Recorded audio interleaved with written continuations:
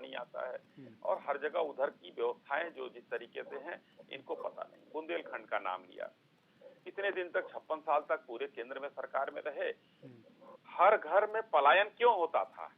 पानी नहीं था वहाँ, और आज हम हर घर को नल से जोड़ने की योजना में पलायन इसलिए होता है। बता रहे भाई, हम एक एक, आपने जो सवाल किया हम एक एक सवाल का जवाब देंगे, थोड़ा धैर्य से सुनिए पांडे जी। गलत बात, पांडे जी थोड़ा ध्यान से धैर्य से सुनिए। आप बीच में जब देखिए अकुलाहट नहीं होनी चाहिए। जेपी भाई, आप जेपी पांडे जी, आप बोल रहे थे, वो सुन रहे थे, अब उनको बोलने दीजिए, वो सुन रहे हैं, वो आप सुनिए, धैर्य से जवाब फिर दीजिएगा, आएंगे सवालों को धैर्य से सुना और धैर्य से जवाब दे रहा हूँ, आप भी दिमाग में रखिए, बता दीजिएगा।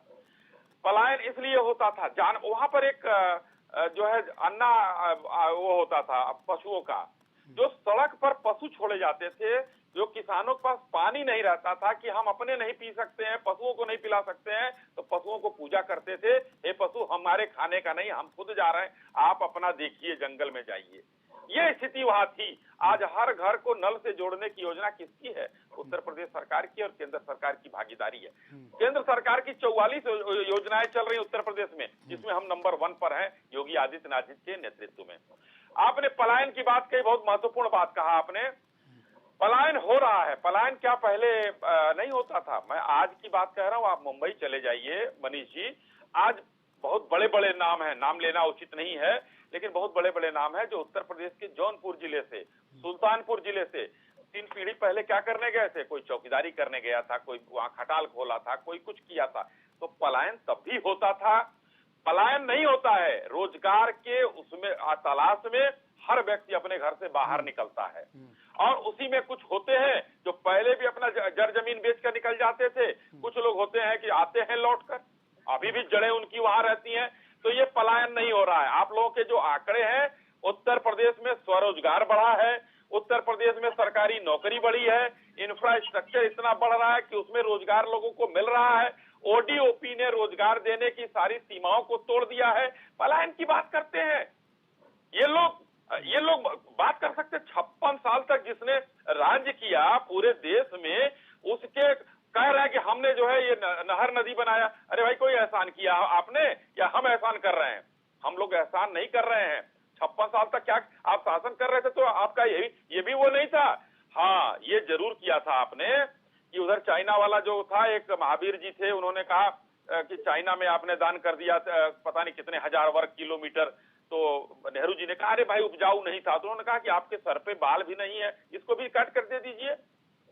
तो ये चीजें इन लोगों ने किया है। अभी एक नई 2-3 चीजें आई हैं मनीष जी, उसका जिक्र बहुत जरूरी है। हमको 1 मिनट जरा समय दे दीजिएगा। जी जी जी एकदम कच्छा ताबू द्वीप यहीं पर है, श्रीलंका रामेश्वरम से 20 किलोमीटर दूर, जिसका जिक्र माननीय प्रधानमंत्री जी ने किया, और मैंने लग रहा है कि उसके पहले एक बार आपके भी चैनल पर जिक्र मैं कर चुका हूँ इस चीज का, इन लोगों ने दिया है।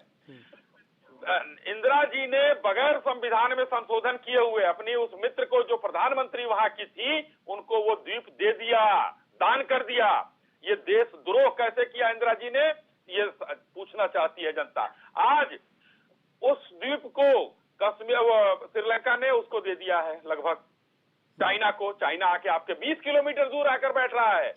एक कोको द्वीप है, म्यांमार को दे दिया इन लोगों ने, जवाहरलाल नेहरू जी ने, और म्यांमार ने चाइना को दे दिया, वहां पर चाइना आकर बैठा है।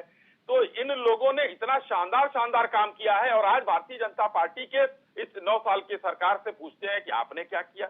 अरे हमने वो किया। आज देश में जो है जितनी विदेश नीति हमारी शानदार हुई, अर्थ हमारा देखिए पूरा विश्व कह रहा है, IMF से लेकर, और अपने हिंदुस्तान का SBI कह रहा है कि सबसे तेज बढ़ती हुई अर्थव्यवस्था कौन है, तो हिंदुस्तान है।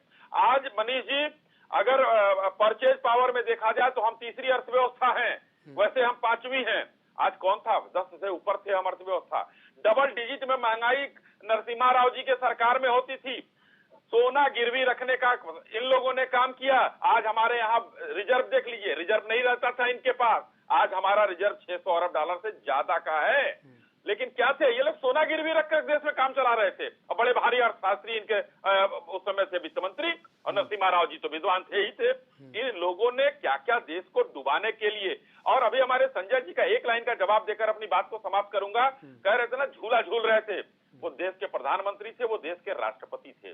झूला झूले, आना जाना वो रहता है, दुश्मनी नहीं, दुश्मनी अपने जगह पे, व्यापार अपने जगह पर, झूला। लेकिन कांग्रेस का अध्यक्ष, कांग्रेस का एक सांसद किस हैसियत से बुलाया जाता है और देश के राष्ट्राध्यक्ष नहीं बुलाए जाते हैं उस गेम्स में, जबकि वर्ल्ड के कई देशों के राष्ट्राध्यक्ष बुलाए गए थे। और चोरी से इन लोगों ने कौन सा एमओयू किया था या किस हैसियत से किया था, ये देश जानना चाहता है।